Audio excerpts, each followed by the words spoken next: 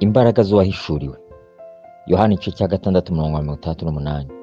Simoni Petero aramusubiza ati, Databuja, twajya kuri nde ko ari wowe ufite amagambo y'ubugingo buhoraho. Nubwo Petero yari umuntu nkatwe, akaba yari ku rugamba rwo kwizera nk'abandi bigishwa ba Yesu, ndetse akaraswa kenshi kubw'intege nke za kimuntu, ubuzima bwe bufite ubuhamya bukomeye abakristo bakwiye kwigiraho kugira ngo bagume mu byizerwa. Ikintu gikomeye kuruta ibindi kuri Petero nuko yari yarahishuriwe Kristo. Arababaza ati, ariko mwebwe ubwanyu mugira ngo ndinde? Simoni Petero aramusubiza ati, Uri Kristo Umwana w'Imana ihoraho. Yesu aramusubiza ati, Urahirwa Simoni wa Yona, kuko umubiri n'amaraso atari byo byabiguhishuriye, ahubwo ni Data wo mu ijuru. Nanjye ndakubwira nti uri Petero, kandi nzubaka itorero ryanjye kuri urwo rutare, kandi amarembo y'ikuzimu ntazarishobora. Nzaguha imfunguzo z'ubwami bwo mu ijuru, kandi icyo uzahambira mu isi kizaba gihambiriwe mu ijuru, n'icyo uzahambura mu isi kizaba gihambuwe mu ijuru. Matayo igice cya 16:15-19. Ihishurirwa yari yaragize ko Yesu ari Kristo Umwana w'Imana ihoraho, ryatumaga abibuye rikwiye kubakwa ku rutare arirwo Kristo. Ryatumaga amenya ko nta handi yajya, bityo yanaraswa n'umwanzi akabyuka asanga Kristo. Yesu amaze kuvuga amagambo ataranejeje abayuda benshi mu bigishwa be bamuvuyeho, maze abaza 12 niba nabo bashaka kugenda. Benshi mu bigishwa be bahera ubwo basubira inyuma, barorera kugendana nawe.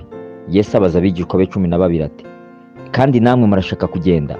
Simoni Petero aramusubiza ati, Databuja, twajya kuri nde ko ari wowe ufite amagambo y'ubugingo buhoraho, natwe tukaba twizeye tuzi yuko uri Kristo uwera w'Imana. Yohana igice cya 6:36-39.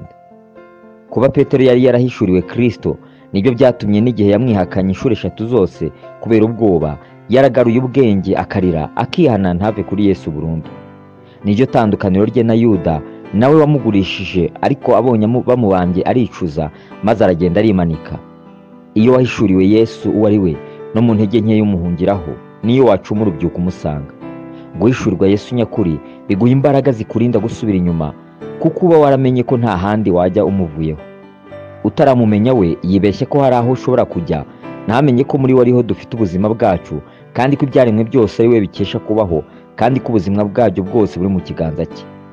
Kuko muri we arimo byose byaremewe, ari ibyo mu ijuru cyangwa ibyo mu isi, ibiboneka n'ibitaboneka, intebe z'ubwami n'ubwami bwose, n'ubutware bwose n'ubushobozi bwose. Niwe wabiremye byose, kandi rero ni nawe byaremewe.